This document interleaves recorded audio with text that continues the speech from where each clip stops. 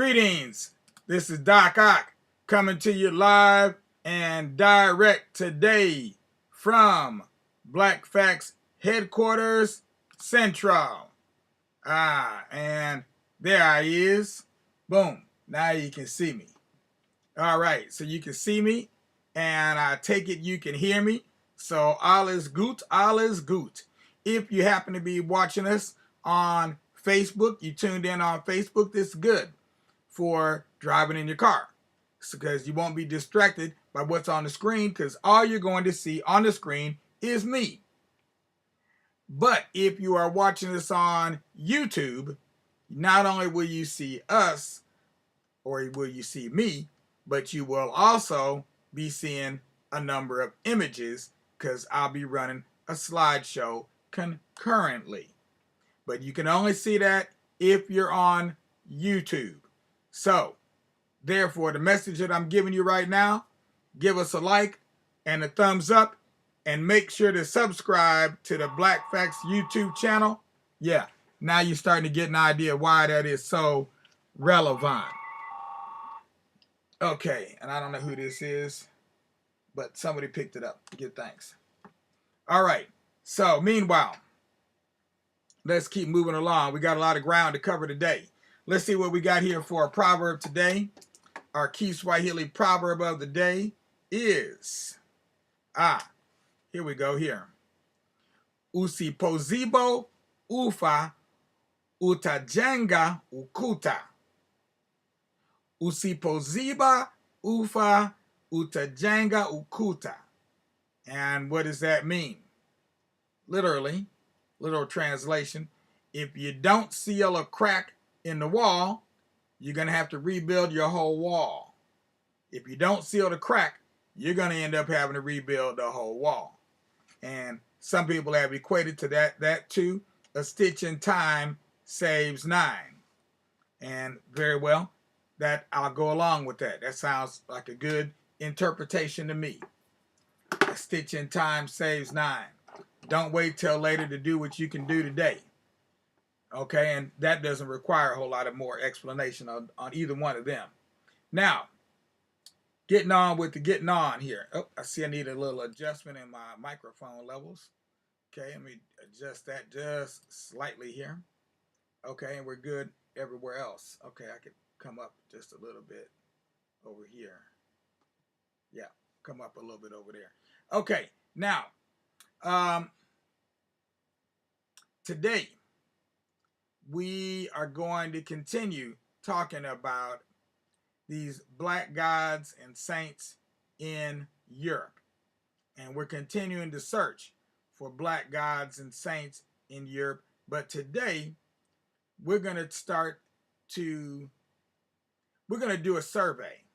We're going to do a survey of black gods and saints that can be found in various parts of Europe, including the place that we visited 2 years ago by the name of Aten. Okay, and I might be saying that wrong. It may be Aten because it's got the umlaut over the O. So you German speakers out there, help me out with my German sprechen, because I know it's probably somewhat broken. Definitely hasn't been used in a while. But at any rate, you see there a picture of the Black Madonna, or the Schwarze Madonna of Aten. And we did a tour. We started this whole piece off doing a tour of one of these sacred shrines. The one here at Aten, we did a tour of that particular shrine. And so what we want, and then we've talked more about it since that time. That was last week Friday we did that tour. But now what we want to do is we want to give you an idea of what other Black Madonnas in Europe look like and where they're located at as well.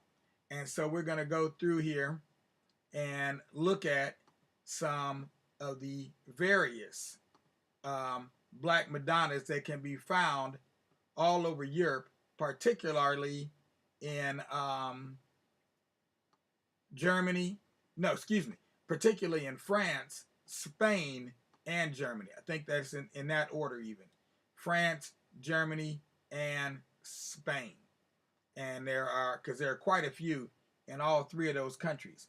But overall, there are 450 to 500 of these Black Madonnas in Europe that have been located, identified, and are identified by the people as being shrines of the Black Madonna as well, not by just by outsiders.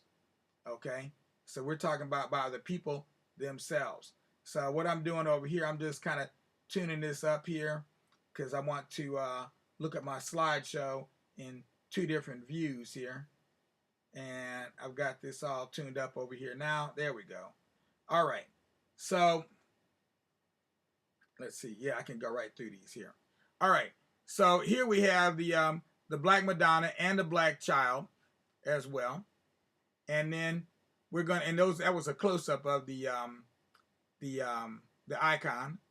And then, you know, this is what we showed you earlier, the outside of the shrine, where you walk around and you see the curved wall there, because this is an 8-sided building. And so the inside of it is more rounded, but the outside has this 8-sided effect to it for the porch. And you see the porch down there on the ground, and you can see there are also paintings on the ceiling, not just on the walls. And then here you see some of the prosthetics that some of the worshipers of the Black Madonna have left here after receiving her blessings and a healing. Okay, so, and that started off with the emperor's son. The emperor's son, actually, I think, was either one of the first or was the first to have a miraculous recovery from praying to the Black Madonna. And so that really started off this whole veneration of the Black Madonna in Germany in particular. Okay, and that was, you know, some time ago. We're talking like 900 years ago, 600 years ago or more. Okay, now what we're looking at here, we're looking at an image here of a Black Madonna. This one is in Belgium, and it is on the outside of a building known as the House of the Black Madonna. Oh, no, excuse me. That's not in Belgium. Actually, that's in Prague, the Czech Republic. My bad. Okay, this is in the Czech Republic it's in Prague of the Czech Republic. So if you go to Prague, this will be, you'll find this building right downtown with this image of the Black Madonna and Child on the outside of the building. And it's called the House of the Black Madonna. Today it's a museum. Okay, museum and arts center, like a cultural center. Okay, now this one here, this one is in Toulouse, France. And you can see, as you've seen with the previous one, the one at Aten, that they have a number of outfits or clothes, apparel, that they make and take care of and dress these icons in from time to time. And this one is also unusual because not only does Mary have a scepter in her hand showing her that she is a ruler of sorts, but you see the little baby Jesus, he got one in his hand too. I thought that was really cute. And then both of them have on those crowns, and those crowns and scepters are separate items that they're actually holding in their hands and wearing on their heads. Okay, they're not built in. Sometimes they're built right onto the they're made right onto the statue. Now here we see one. This one is I didn't put down the information for this one. Not sure where this one is at exactly. But again, you can see that a lot of time and effort has gone into it.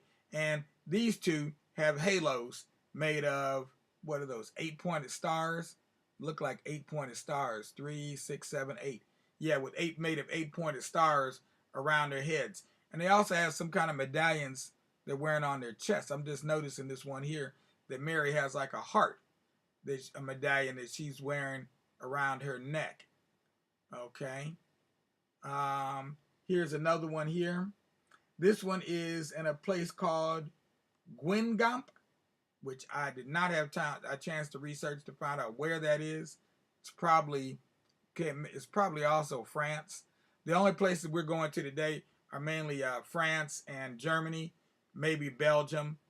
Well, we went to Prague already, so we're going to limited places today. Now this one is a really, really fine one. This one is back in Germany, and this is the Schwarze Madonna von Einsiedeln. That's also a tongue twister. Einsiedeln. And you see here there's this, I don't know what they call that, but it's like a huge halo. But I don't know what, there's another name for that.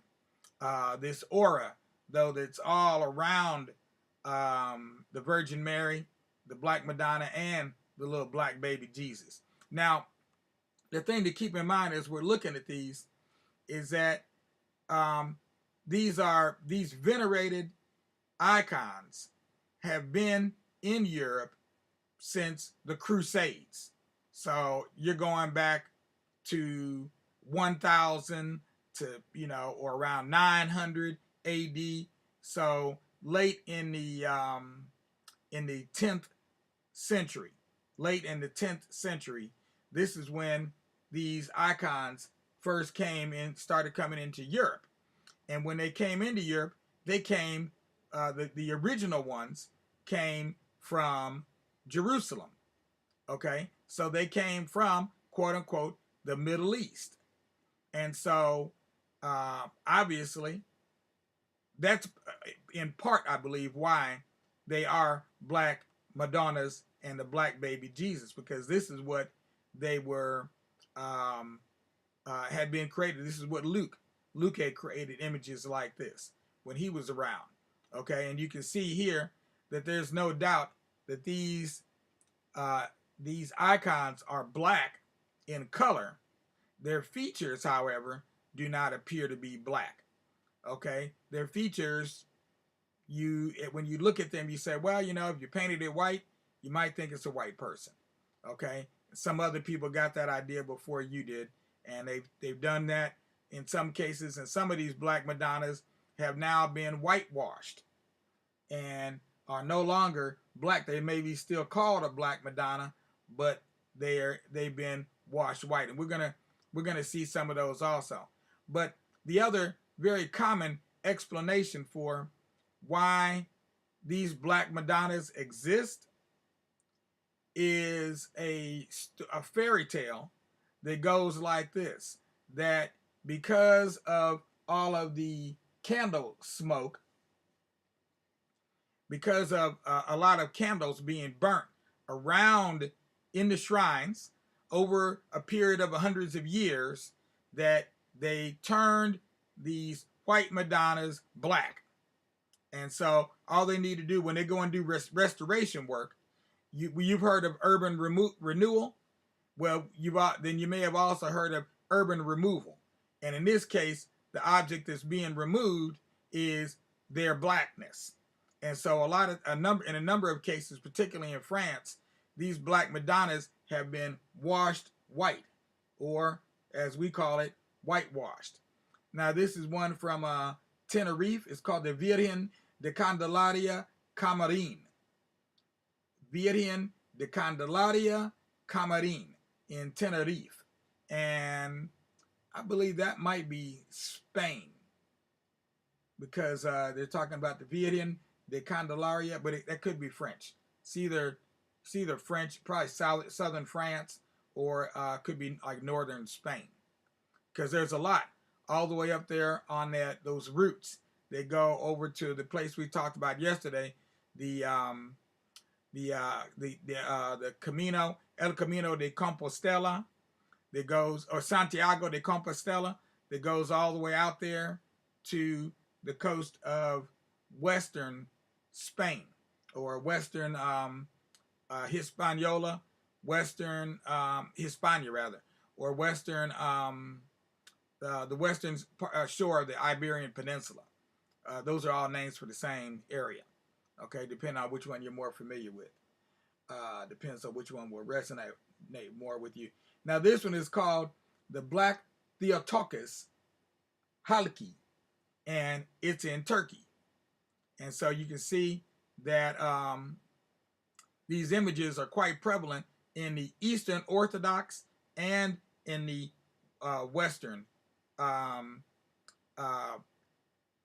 Western areas of Catholicism. Okay, Eastern Orthodox and I guess you call them the unorthodox, would be the Westerners. That's an interesting concept if you think about it. This one is the Polish army flying the flag of the Black Madonna. And so you see the Black Madonna and the child up there in the, they're dressed in yellow on a red flag. And you can clearly see that there's two little black dots on there representing the Black Madonna and child. And so you can see that even during wartime, these soldiers, when they went into battle, they would carry the symbols of the Black Madonna with them, because she was also known for performing miracles on the battlefield. Okay, and I should have some of that information here. I'm not seeing it. Oh, I think, you know what? I think I might have put it, I worked on more than one of these last night. Okay, so that'll be coming up tomorrow. I'll give you more information. Right now, we're gonna just be doing mainly a survey. Okay, oops, got ahead of myself over here. Okay, this one is the Black Madonna of Czestochowa, and I'm doing the best I can with my pronunciation. And you see her color is clearly a dark brown to black. She also has some markings on her face. This is the Black Madonna, the Czestochowa, and the Black Madonna of Montserrat. Montserrat, I believe, is Montserrat. I think I always get confused on whether it's Spanish, Spain, or France. I'm still trying to get those straight in my head on some of these Black Madonnas, because I've looked at quite a few. But you see the two of them here, and you can see that their coloration is very similar on both of them. Notice also that the clothes are there's a definite difference between the color of the clothes and the color of their faces.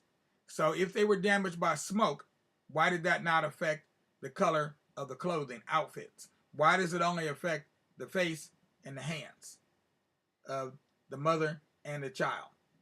Okay, so these are questions you want to ask when people are trying to tell you that you're not, when they're gaslighting you, telling you you're not seeing what you think you see, when you clearly are seeing exactly what you thought you saw. Okay, this is the one that the Pope has been known to pray before. Not just one Pope, but many Popes. We've seen an image here, which you'll see in a little bit. Now this one, I really love this one here. Here you see her color really well, although seems like they try to lighten her up a little bit, but you can see that the clothes are very brightly colored. Still can't quite make out the symbol on her outfit, but these are all images of the very same Madonna. I'm going to go back. You see her here, you see her there, same Madonna. Okay, but just various artists that have depicted her over time. But keep in mind, the originals came from Jerusalem, Northeast Africa. That's where the originals came from to Europe. Okay, so they came from Africa to Europe. This is one of Africa's gifts to Europe, is Christianity itself. And in evidence of that are these Black Madonnas. So now we've got one here. This one, I took this off of a video, and it was a video. I think this was a video that was showing, because I took this off a long time ago and I didn't label it. I think I got this off a video that was talking about the way that they take care of the Black Madonnas, and they take care of their clothes, and they were all in the back room, and they show this is like a tour group that's going through there. But it's because of the Americans that many of these Black Madonnas have begun to become whitened. In Europe, they had been accepted for quite some time. And in fact, to change them to white has been very controversial. And you're going to see some more evidence of this in a minute. Here goes one here. You can see she's yet a little bit lighter. Okay? And here's the original. This was the one at Chartres, France. Right? This is the famous one at Chartres, France. And now you're going to see, now this one they said was damaged by smoke, as was the whole area all around her. It was all damaged by smoke. And so they came in 2001 and they did some restoration work. Or, as I said earlier, we talked about urban renewal, or is this really more like urban removal? Because actually, what you're looking at here is not even the same statue. They have replaced the whole piece with a brand new piece that comes out white. And if you get close enough, which I didn't do here, you'll see that the eyes are even blue. So that she not only has white skin, blonde hair, and blue eyes. Now, that's what you call revisionist history. And it's not history. This is like in real time, because these are at sites. Go, and it's black in name only. Now, here you have one here. Again, that's France. This one, you see a processional. They're going down the street, and they do this from time to time. They will take the statue outside. They will take the Black Madonna outside, and they'll walk around the town with the Black Madonna. Here they have a number of scouts. That's what you see, they're dressed up in those uniforms. These are a number of scouts that are going out and carrying the Black Madonna. She weighs about 200 kilograms here, and by the time they finish throwing flowers, bundles of flowers on top of the carrier that they're using there, she ends up weighing a good 300 or 300 kg. So it does get, she's pretty heavy, and I'm assuming somewhat unwieldy as well, because I don't know how they have her attached to that carrying device. All right, now you got another one here. This one is Our Lady of the Immaculate Conception in Eger, Hungary.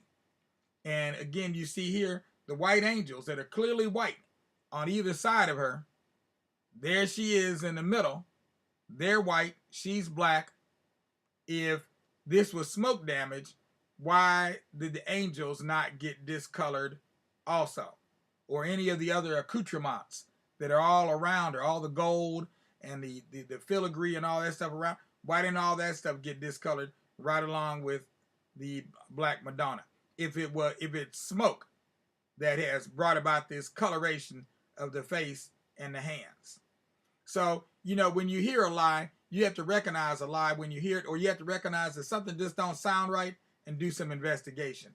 So here we have a picture of Pope Francis and Pope Benedict XVI praying together before a replica of the Black Madonna of Cestachova at Castel Gandolfo in Rome, Italy. So they're not at the Vatican. The Vatican is a very small section of Rome. It's like a ghetto. It's like a Catholic ghetto, because it's just a little small area, and it's their own little country. That little small area, that's where they rule. This place is like a refuge outside of the Vatican. The Vatican owns it, I'm pretty sure, but it's not technically. It's not within the Vatican. It's outside the Vatican, out in Rome, in the city of Rome, and you can see clearly that she's black. I believe. Well, Francis is from Argentina, and Pope Benedict is from Germany. But there was a pope prior to them that was actually from Poland. And so he was really enamored of this Black Madonna of Czestochowa, which could be partly why it's here, or it may have been there prior to him coming on board. I'm not sure about that. Each pope does something different, like the presidents do. But Pope Francis, being that he was the pope of record at the time, he should have been at there's another bar up closer to the front, up closer to the Madonna, and he should have been at that bar praying, but he refused to do that with his brother there. He said, no, since it's my brother that's here, his brother in Catholicism, his brother Pope, that the two of them were going to be on equal footing, and both of them would pray from back further in the rear, because there is protocol involved here. There's protocol. Got to always deal with the protocol. Now, this is just another image, a closer image of the one that we saw earlier from the House of the Black Madonna, which is a Cubist building in the Old Town area of Prague in the Czech Republic. It's also known as the House of the Black Mother, sometimes referred to as the Black Mother of the Lord. And it was designed and built between 1911 and 1912 on the corner of Saletna Street and Avinci Thruway, looks like. Or I guess that would be avenue in English. And the significance of this is that it's easier for some people to believe in a virgin birth of Jesus and his mother still being a virgin after having the baby than it is to believe that she was black. That says a lot about some people's state of mind, that there's no way to believe that she could be black, considering the fact that she lived and died in Northeast Africa. But they can easily believe that she had a baby and that the baby that God was the father. Okay? So think about that. There's a real contradiction there in terms. It just doesn't quite make sense. This next one, the next one over here, this is in the chapel of the beautifully preserved 15th century fort or Chateau d'Anjony near the village of Tournemire, Cantal, Department, Auvergne, France. It's a vintage from the 17th century. Keep in mind, the 17th century ended in the year 1700. So this icon was created in the 1600s. And one of the other commentators whose piece I played on Saturday mentioned about the size of the hands, and denote the size of the hands as well as the positions of the hands. And you can see this virgin, this Black Madonna, has some very large hands. Okay, she's got very large hands. Now, this is not a Black Madonna at all. Obviously, it's a man, but it's actually Saint Benedict of Palermo, Sicily, because we've been on a search not only for the black gods but black saints as well. And so this is just one example. But you'll note here that contrary to the Black Madonnas, where their hair is typically straight and hanging all down, around their neck somewhere, this Black Madonna has kinky hair. So in this instance, we know for sure that somebody actually saw a black person and modeled the Black Madonna on the person that they saw, as opposed to trying to create it out of their head and what they imagine a black person would look like. See, so many of those other ones were created by artists that I would venture to say they probably never saw a real black person. Never, ever. The closest they'd ever gotten was the Black Madonna that they carved out of wood. Now here goes another one here. And you can see she's jet black. No question about it. That girl ain't passing. Now this one here is of a street performer. And it says here, Alles schwarze Madonna verkleidete Betellerin Stadtteil Cannaregio in einer Einkaufsstraße. I'm not sure what an Einkaufsstrasse is. It's some kind of a street. But basically, they're telling you that this person is dressed up as the Black Madonna. That's the clothing that she's wearing. And you may notice that that's not her real face. That's a mask. It appears. It appears to me that that's a mask that she's wearing. I believe if you saw her hands are even a different color. Okay, and this one is a Black Madonna street performer in Venice. So now we're in Italy. So again, I told you we were going to go all over the continent. And what you're looking at here is a map that shows a number of sites. It doesn't show all of them. It shows a number of sites where you can still find the Black Madonnas. And you see that they're spread out all over Europe. I even just recently found that there are some in England, but the oldest ones you're going to find are probably going to be in Spain, France, and Germany. For Spain, France, and Germany. There are some in Italy. Some of those in Italy came from the Jerusalem, went further into Europe, and may have come back to Italy because of the Pope and the Vatican being in Rome. Okay, so now this last, as we finish this out, we're looking here at another map, and I want to do an overlay of this. I'm going to make an overlay where I take this map or the other map, one of these two maps, and merge them together and see how the locations of the Black Madonnas relate to these paths, these roads that go through all through into Europe, and then all the way over here to the western coast of the Iberian Peninsula to a place called, what's it called? It's called, I think it's called, no, wait a minute, I can't remember now. Yeah, I think it's called Compostela de Santiago. If I'm not mistaken, it's Compostela de Santiago. I know it's got Santiago in it. I can't remember if the Compostela part comes first, but I know it's the road, that red road that you see down there going across northern Spain. I know that's called El Camino de Compostela. And yeah, I might have not quite have the term right for the actual place, but it's the cathedral of St. James, and that's where his reliquary is at. In other words, the remains of his body are located at that particular site. And so you see people from all over Europe travel long distances. It's 800 miles from the beginning of the red line on the right to the end of the red line on the left is an 800-mile journey. And so you'll see pilgrims. If you go out there on that road, you'll see pilgrims walking on that road with their canes and their backpacks and all their goods, their specially made light shoes and everything, because you don't want heavy shoes trying to walk no 800 miles. And they'll be walking all the way. They call it the El Camino de Compostela, or they call it Jacob's Way or Jacob's Weg in German. It's known by a number of different names, but it is a walk that pilgrims go on.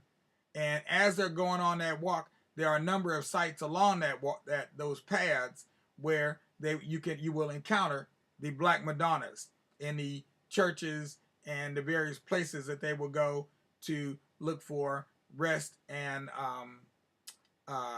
food and rest. Okay, and one of the ways they describe it is that this walk is not a wilderness walk. This walk is going through populated areas, so that you will be able to find places to stay as well as food. Hey, Fran. Yes, sir. Let me call you right back. I want to talk to you. What's up? I can't talk right now. I'm right in the middle of something, but can I call you right back in 10 minutes? All right. All right. Now, last but not least, I think this is I'm pretty sure this is the last slide. Yeah. Last but not least, we have here, when I first encountered the Black Madonna, it was something that I thought was inspired by the Black Power movement, by the Black is Beautiful movement, by all the struggles of the 60s. I thought it was something where people were taking a white Jesus and making him black, or a white Mary and making her black. And that's when this image was created here, the Black Madonna of Detroit.